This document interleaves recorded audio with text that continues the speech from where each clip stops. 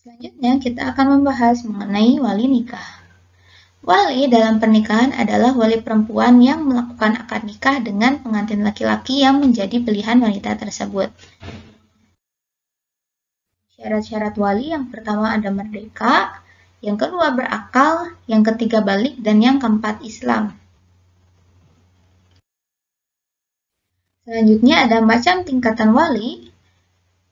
Ada 11 tingkatan wali yang dimulai dari ayah, kemudian kakek dari pihak bapak terus ke atas, kemudian saudara laki-laki kandung, yang keempat saudara laki-laki sebapak, yang kelima anak laki-laki saudara laki-laki kandung, yang keenam anak laki-laki saudara laki-laki sebapak, yang ketujuh paman sekandung, yang kedelapan paman sebapak, yang kesembilan anak laki-laki dari paman sekandung, yang ke-10 ada anak laki-laki dari paman sebapak, dan yang terakhir ada hakim.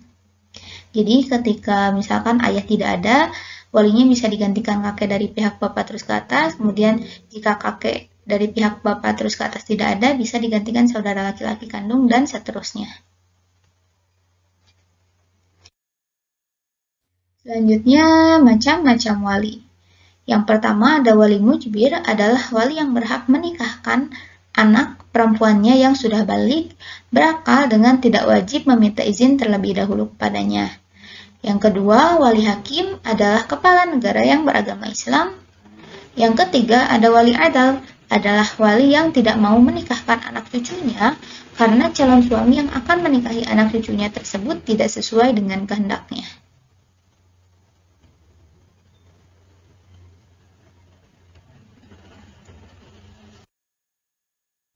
Saksi nikah.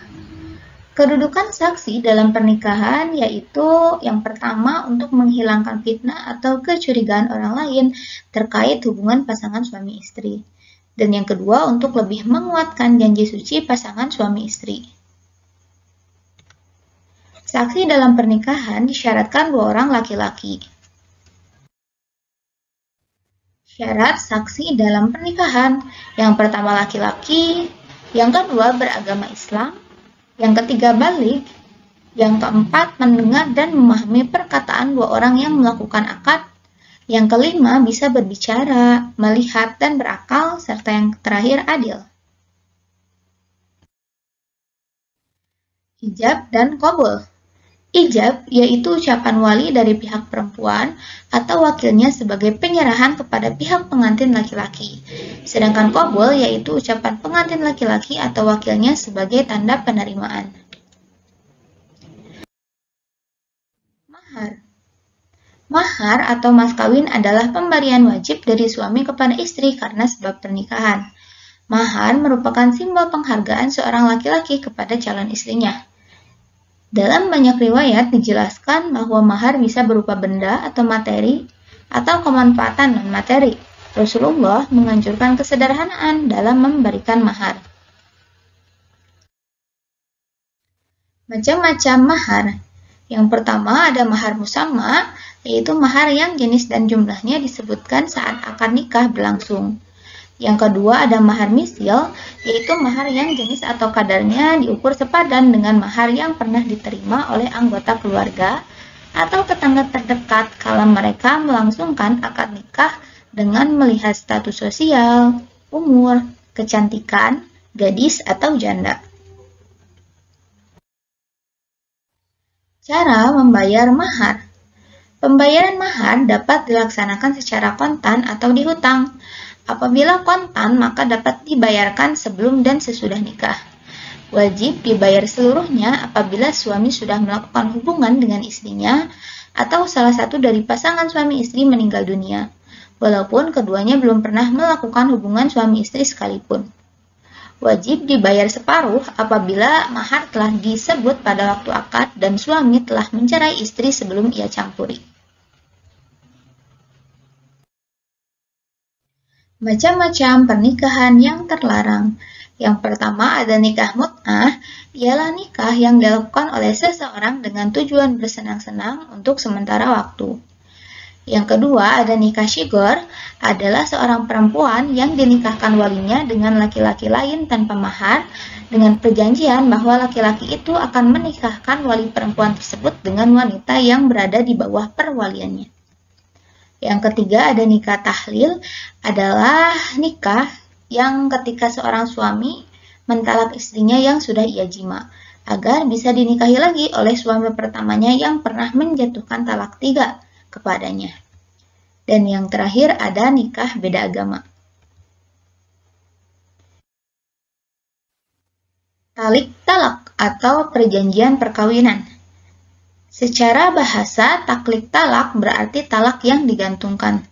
Taklik talak adalah terjadinya talak atau perceraian atau perpisahan antara suami dan istri yang digantungkan kepada sesuatu, dan sesuatu ini dibuat dan disepakati pada waktu melakukan akad nikah. Hak dan kewajiban suami istri. Yang pertama ada kewajiban bersama antara suami dan istri. Yang pertama mewujudkan pergaulan yang serasi, rukun, damai, dan saling pengertian. Yang kedua menyayangi semua anak tanpa diskriminasi. Yang ketiga memelihara, menjaga, mengajar, dan mendidik anak. Yang keempat kewajiban suami, dan yang terakhir kewajiban memberi nafkah. Adapun kewajiban bergaul dengan istri secara baik, kewajiban memimpin keluarga, kewajiban mendidik keluarga. Selanjutnya adalah kewajiban istri. Di antaranya yang pertama kewajiban mentaati suami, yang kedua kewajiban menjaga kehormatan, yang ketiga kewajiban mengatur rumah tangga, dan yang terakhir kewajiban mendidik anak. Hikmah pernikahan. Di antara hikmah pernikahan ada 2, dibagi menjadi 2. Yang pertama ada hikmah bagi individu dan keluarga, yang kedua hikmah bagi masyarakat. Salah satu hikmah bagi individu dan keluarga diantaranya adalah terwujudnya kehidupan yang tenang dan tentram karena terjalinnya cinta dan kasih sayang di antara sesama. Nah, adapun hal ini tertuang di dalam Quran Surat Ar-Rum ayat 21. Yang kedua ada hikmah bagi masyarakat, diantaranya adalah terjaminnya ketenangan dan ketentraman anggota masyarakat. Karena dengan pernikahan, perbuatan-perbuatan maksiat yang biasa dilakukan masyarakat yang belum menikah akan terkurangi. Baik, cukup sekian pembahasan kita pada materi kali ini. Semoga bermanfaat. Mohon maaf apabila ada kesalahan. See you and thank you. Don't forget to like, comment, and subscribe. Assalamualaikum warahmatullahi wabarakatuh.